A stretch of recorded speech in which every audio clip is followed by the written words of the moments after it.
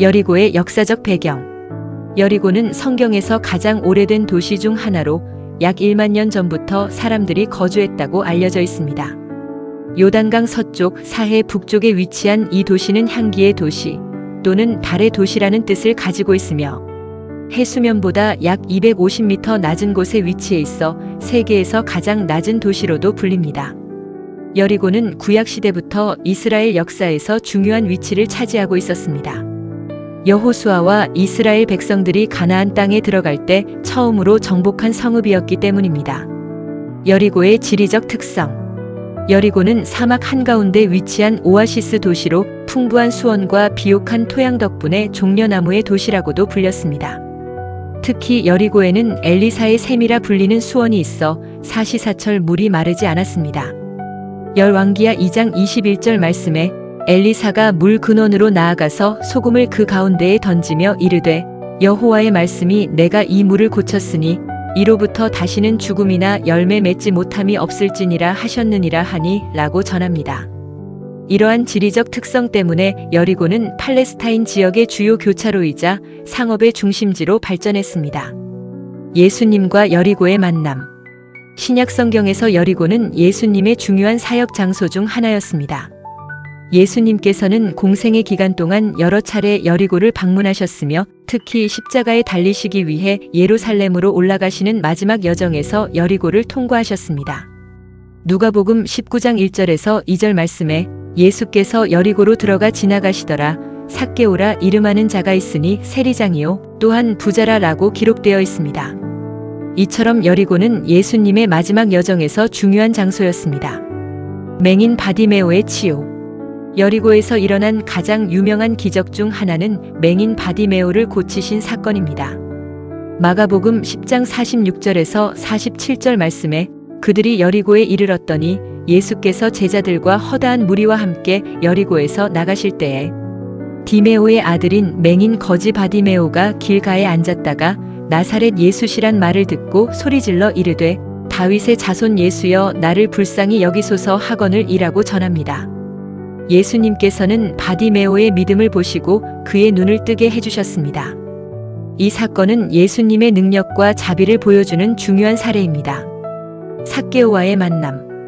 여리고에서 일어난 또 다른 중요한 사건은 세리장 삭개오와의 만남입니다.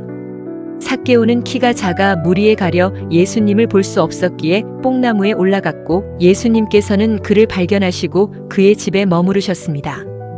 누가복음 19장 5절에서 6절 말씀에 예수께서 그곳에 이르사 쳐다보시고 이르시되 삭개오야 속히 내려오라 내가 오늘 내 집에 유하여야 하겠다 하시니 라고 기록되어 있습니다. 이 만남을 통해 삭개오는 자신의 재산 절반을 가난한 자들에게 나누어 주고 속인 자들에게는 4배로 갚겠다고 약속함으로써 진정한 회개와 변화를 보여주었습니다. 영적 장벽의 무너짐. 여리고는 성경에서 단순한 물리적 장소를 넘어 영적인 상징으로도 중요합니다. 구약에서 여리고 성벽이 무너진 사건은 하나님의 능력과 신실함을 보여주는 상징이 되었습니다. 신약에서 예수님께서 여리고에서 행하신 기적들은 영적, 사회적 장벽이 무너지는 것을 상징합니다. 맹인 바디메오의 치유는 영적 소경됨에서의 해방을, 삭개오와의 만남은 사회적 배척에서 포용으로의 변화를 보여줍니다. 누가복음 19장 10절 말씀에 인자가 온 것은 잃어버린 자를 찾아 구원하려 함이니라 라고 전합니다. 이것이 예수님께서 여리고에서 보여주신 사역의 핵심입니다. 예수님 사역의 교훈. 예수님께서 여리고에서 보여주신 사역은 오늘날 우리에게도 중요한 교훈을 줍니다. 첫째, 바디메오의 사례처럼 간절한 믿음으로 구하는 자에게 응답하시는 하나님의 신실하심을 배울 수 있습니다. 둘째, 삭개오와 같이 사회적으로 소외된 자들도 하나님 나라에 초대받는다는 포용의 메시지를 전합니다. 마태복음 20장 27절 말씀에 너희 중에 누구든지 으뜸이 되고자 하는 자는 너희의 종이 되어야 하리라 라고 기록되어 있습니다. 여리고에서의 예수님 사역은 이러한 섬김과 겸손의 가치를 실천적으로 보여주셨습니다. 여리고가 현대 신앙인에게 주는 의미. 현대 신앙인들에게 여리고는 영적 성장과 도전의 장소로 해석될 수 있습니다. 우리 삶에도 여리고와 같은 견고한 성벽이 있을 수 있습니다. 그것은 두려움, 불신, 교만 혹은 완고함일 수 있습니다.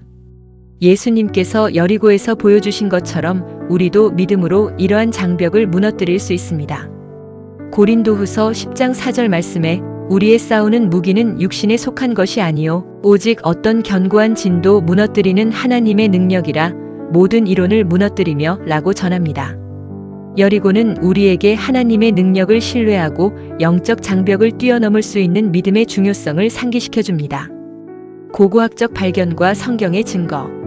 현대 고고학 발굴을 통해 성경에 기록된 여리고의 많은 부분이 역사적 사실임이 밝혀지고 있습니다.